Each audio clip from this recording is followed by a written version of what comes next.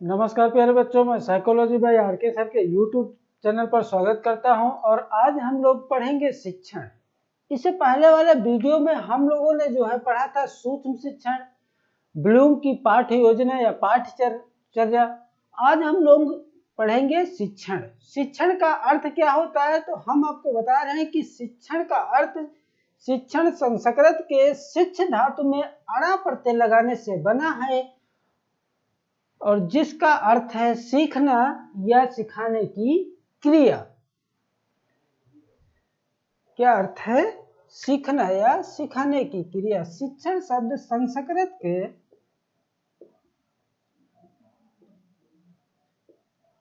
शिक्ष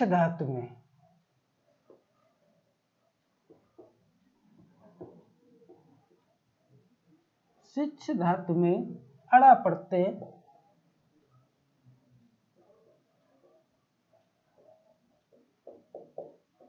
लगाने से बना है,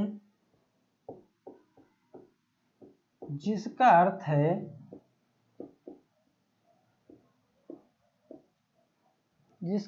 है सीखना या सिखाने की क्रिया।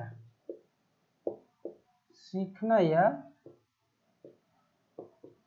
सिखाने की क्रिया, उसे हम शिक्षण कहते हैं।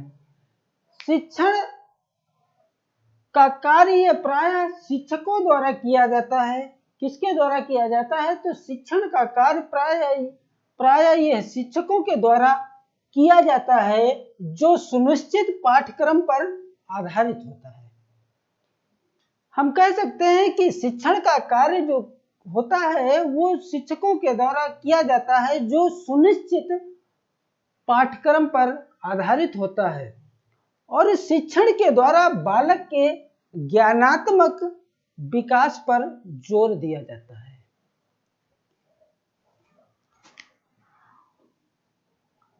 शिक्षण का कार्य शिक्षकों द्वारा किया जाता है,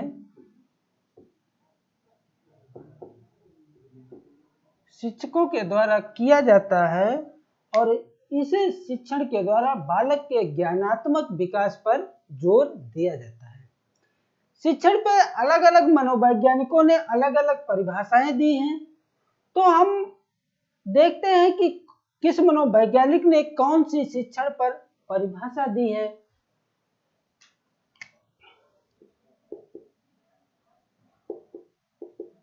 परिभाषा सबसे पहले मनोवैज्ञानिक हैं गेज।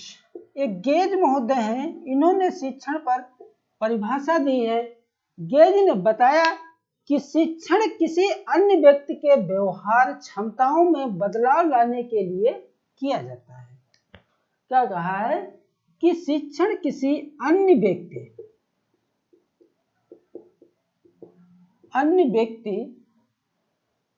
के व्यवहार क्षमताओं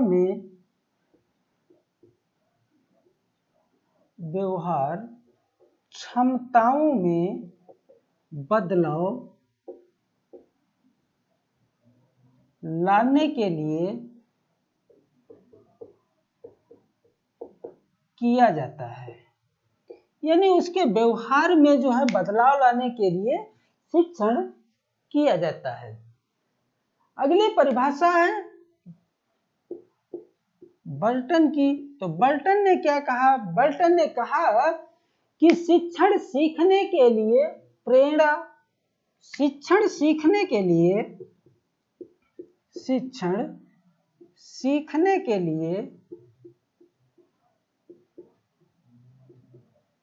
प्रेरणा,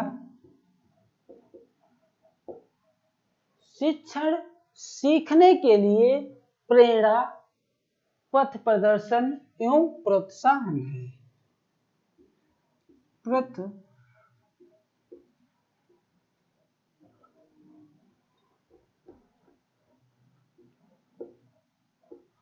प्रदर्शन एवं प्रोत्साहन है। ये किसकी परिभाषा है? तो ये परिभाषा बर्टन की है। अगली परिभाषा जो है वो है H.C. मॉरिसन की। H.C. मॉरिसन की परिभाषा है। और H.C. मॉरिसन ने क्या कहा? तो H.C. मॉरिसन ने कहा कि शिक्षण जो है, शिक्षण अधिक परिपक्व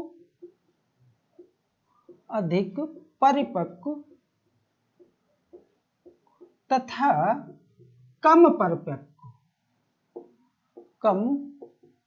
परिपक्व व्यक्ति के बीच अंतरण। H.C. मॉरिसन ने कहा कि शिक्षण अधिक परिपक्व तथा कम परिपक्व व्यक्ति के बीच अंतरण संपर्क है, उसे शिक्षण कहा है। अंतरण संपर्क है, किसकी परिभाषा है? तो H.C. मॉरिसन की है। अगली परिभाषा है स्किनर की।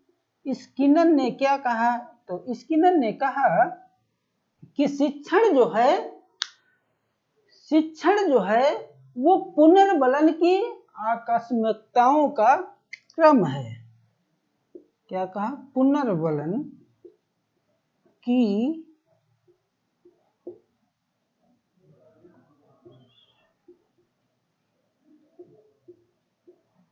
आकस्मिकताओं का क्रम है। ये किसने कहा? तो ये स्किनर की परिभाषा है। अगली परिभाषा है रायबर्न की। रायबर्न ने परिभाषा दिया शिक्षण पे। तो रायबर्न ने बताया कि शिक्षा में 3 केंद्र बिंदु होते हैं। क्या कहा? शिक्षा में 3 केंद्र बिंदु होते हैं। और वो केंद्र बिंदु कौन कौन से हैं? वो केंद्र बिंदु है शिक्षक, छात्र और पाठ्यक्रम। ये बताया कि ये शिक्षण के 3 केंद्र बिंदु होते हैं, शिक्षक, छात्र और पाठ्यक्रम। इन तीनों के मिलने से जो संबंध स्थापित होता है उसे हम शिक्षण कहते हैं। इन तीनों में जो संबंध स्थापित होता है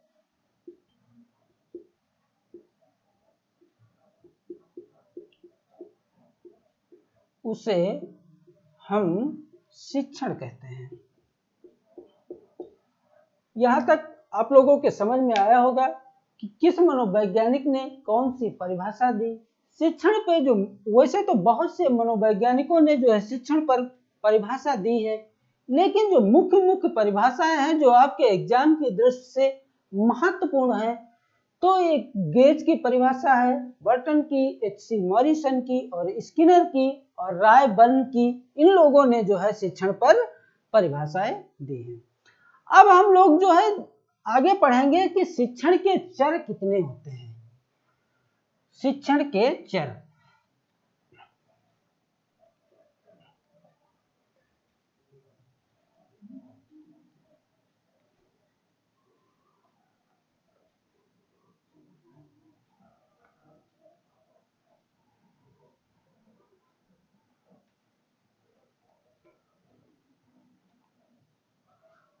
शिक्षण के चर। तो एक आपके मनोवैज्ञानिक हैं डॉक्टर एडम्स।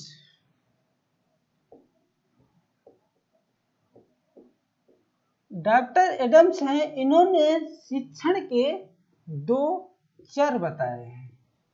शिक्षण के डॉक्टर एडम्स ने 2 चर बताए हैं और वो 2 चर इन्होंने बताए। पहला चर बताया शिक्षक और दूसरा चर बताया छात्र।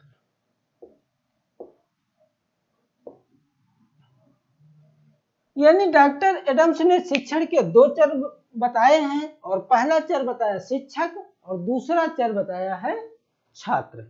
लेकिन एक दूसरे मनोवैज्ञानिक हैं जॉन ड्यूवी। जॉन ड्यूवी ने शिक्षण के 3 चर बताए हैं। पहला चर इन्होंने शिक्षण का बताया शिक्षक, दूसरा बताया छात्र और तीसरा बताया पाठ्यक्रम। ये 3 चर जो है शिक्षण के किसने बताए? तो जॉन ड्यूवी ने बताए। जबकि डॉक्टर एडम्स ने शिक्षण के चर कितने बताए? तो 2 बताए, लेकिन जॉन ड्यूवी ने शिक्षण के 3 चर बताए। मनोवैज्ञानिकों का मानना है कि ये जो शिक्षक होता है ये स्वतंत्र चर होता है। स्वतंत्र चर होता है। शिक्षक जो होता है वो स्वतंत्र चर होता है, जबकि जो ये पाठ्यक्रम है ये सहायक चर। ये सहायक चर या हम इसे हस्तपरक चर कह देते हैं।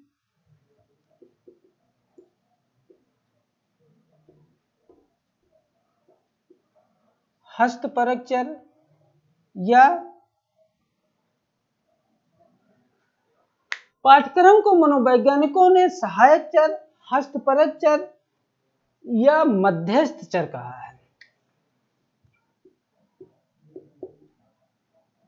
मध्यस्थ चर। जबकि छात्र को जॉन ड्यूवी ने बताया ये जो छात्र होता है ये आश्रित चर होता है। आश्रित चर या परतंत्र चर।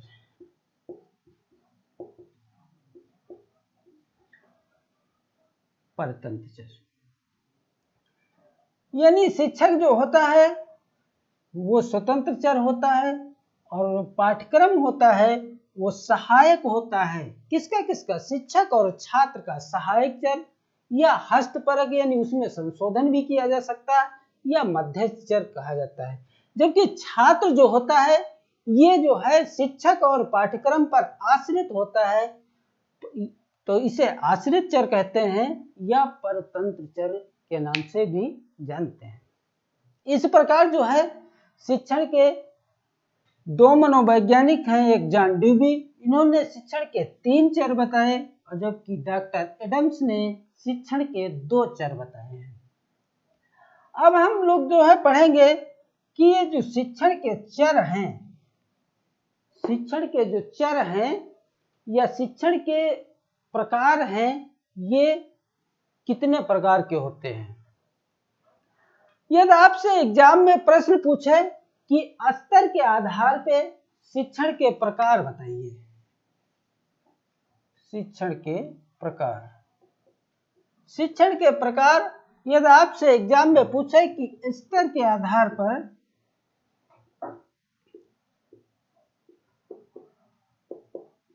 पर शिक्षण के कितने प्रकार हैं, तो स्तर के आधार पर शिक्षण के 3 प्रकार हैं। वो 3 प्रकार कौन कौन से हैं? पहला है चिंतन स्तर।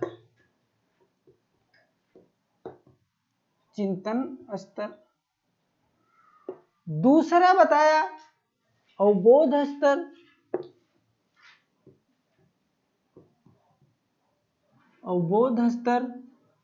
और तीसरा बताया स्मृति स्तर। इस प्रकार ये आपसे पूछा जाए कि स्तर के आधार पर कितने चर हैं, कितने स्तर हैं, तो स्तर के आधार पर 3 स्तर होते हैं, चिंतन स्तर, अवबोध स्तर और स्मृति स्तर। चिंतन स्तर में हम कह सकते हैं कि चिंतन करने के अवसर बालक स्वयं खोजता है, उसे हम चिंतन स्तर कहते हैं। अवबोध स्तर यानी हम कह सकते हैं कि बालक चीजों को देख करके जब स्वयं समझता है तो उसे हम अवबोध स्तर कहते हैं। और तीसरा है स्मृति स्तर, यानी हम कह सकते हैं कि जैसे प्राथमिक विद्यालय में बच्चों की मेमोरी को स्ट्रॉन्ग करना, ये क्या है? स्मृति स्तर है। यदि आपसे एग्जाम में प्रश्न पूछे कि जो है स्वरूप के आधार पर शिक्षण के प्रकार कितने हैं, स्वरूप के आधार पर, तो स्वरूप के आधार पर भी जो है शिक्षण 3 प्रकार का होता है। वो 3 प्रकार कौन कौन से हैं हम आपको बता रहे हैं कि वो 3 प्रकार हैं। पहला है औपचारिक,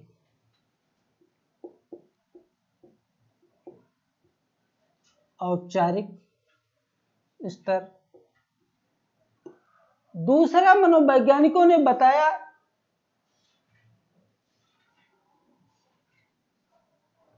अनौपचारिक, अनौपचारिक स्तर। और तीसरा बताया निरौपचारिक या दूरस्थ।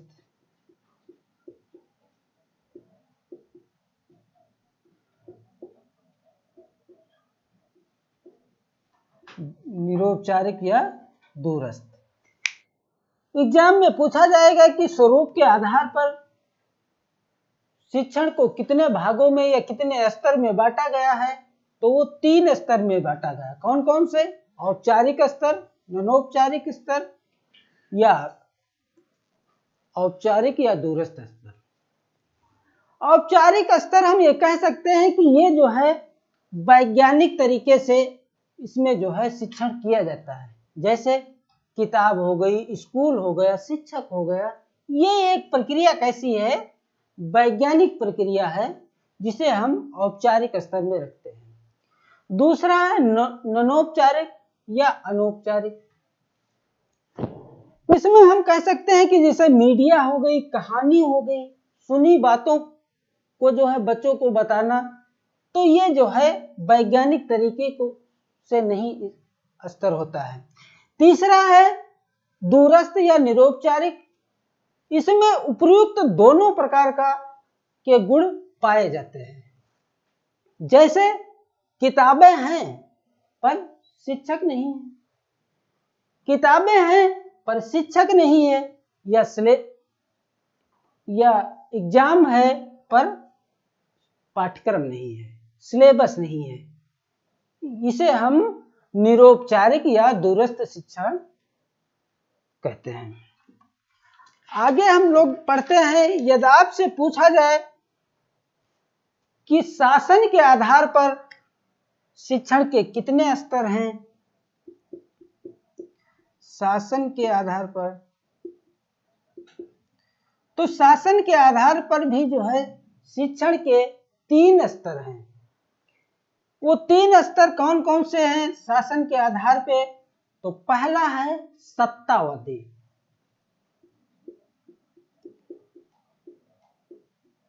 सत्तावादी पहला हो गया सत्तावादी, और दूसरा हो गया प्रजातांत्रिक, प्रजातांत्रिक, और तीसरा इसका स्तर हो गया हस्तक्षेप रहित।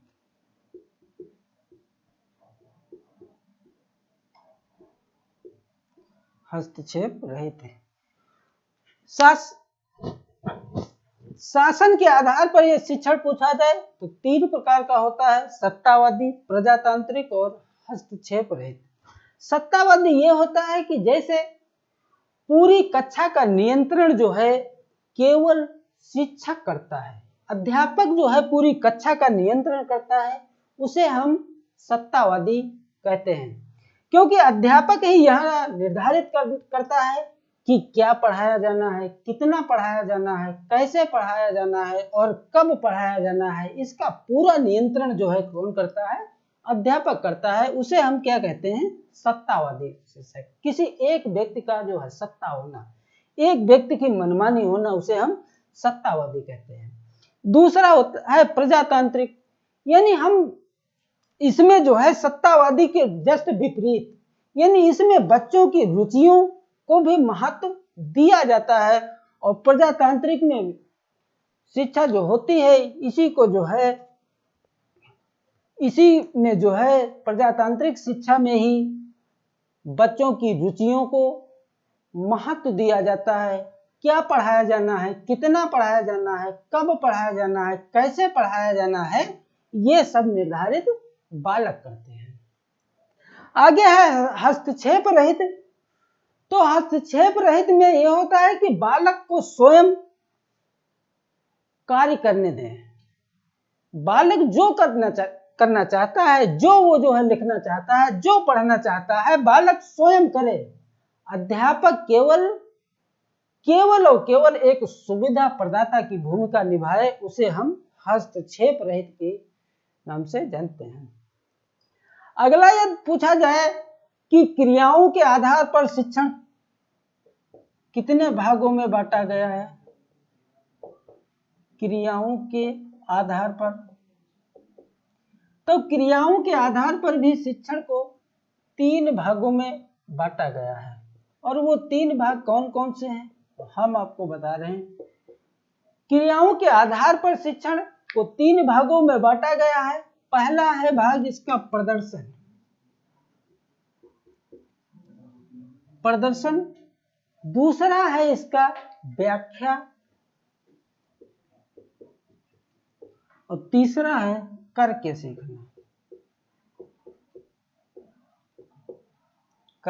सीखना। इन प्रकार से जो है क्रियाओं के आधार पर शिक्षण को बांटा गया है। प्रदर्शन यानी बच्चे जो है किसी कार्य को स्वयं करके प्रदर्शित करते हैं, उसे हम प्रदर्शन के अंतर्गत रखते हैं। दूसरा है व्याख्या, यानी जो आप पढ़ा रहे हैं, जो आप बच्चों को समझा रहे हैं, उसकी जो है संदर्भ सहित व्याख्या प्रस्तुत करना, बच्चों को समझाना, एक्सप्लेन करना, उसे हम व्याख्यात्मक के अंतर्गत रखते हैं। और तीसरा है करके सीखना, यानी बच्चे स्वयं करें, और जो बच्चे स्वयं जिस कार्य को करते हैं वो ध्यान कैसा होता है, अस्थायी होता है। अगला जो है इसी शिक्षण के प्रकार में है कि कक्षा गतिविधि या शिक्षक गतिविधि के आधार पर शिक्षण कितने भागों में बांटा गया है? कक्षा गतिविधि या शिक्षक गतिविधि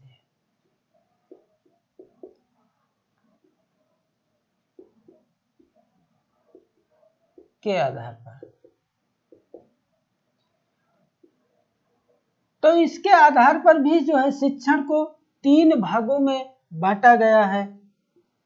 वो 3 भाग कौन कौन से हैं? पहला भाग है विवरणात्मक,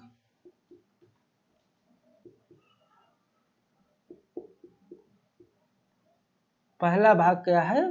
विवरणात्मक, यानी हम कह सकते हैं कि किसी विषय को विस्तार से पढ़ाना, विवरण से पढ़ाना, एक क्रम में पढ़ाना, उसे हम विवरणात्मक शिक्षण कहते हैं। अगला है निदानात्मक,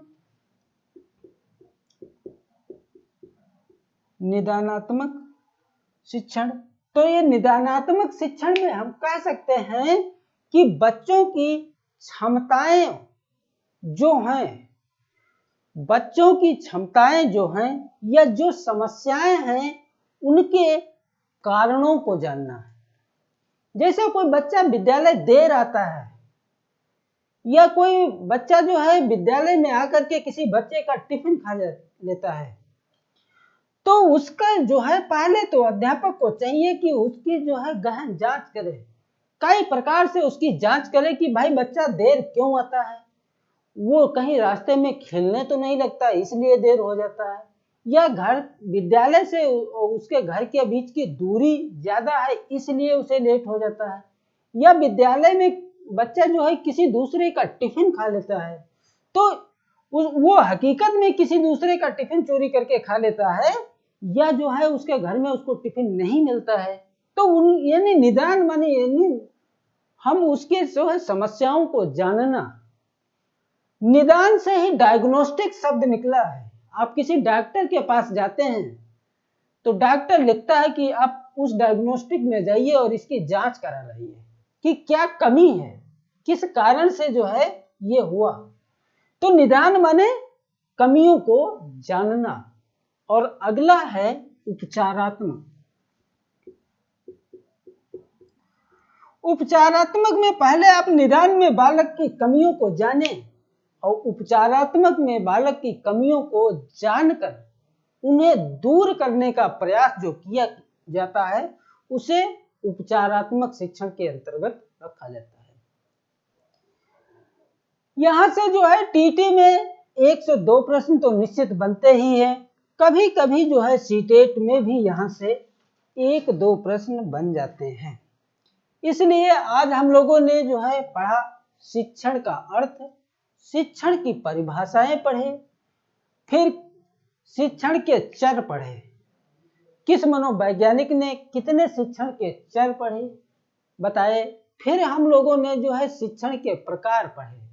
तो हम लोगों ने जो है पहला स्तर के आधार पर पढ़ा, फिर स्वरूप के आधार पर पढ़ा, फिर शासन के आधार पर पढ़ा, फिर क्रियाओं के आधार पर पढ़ा और फिर कक्षा गतिविधि या शिक्षक गतिविधि के आधार पर शिक्षण के प्रकार हम लोगों ने पढ़ा।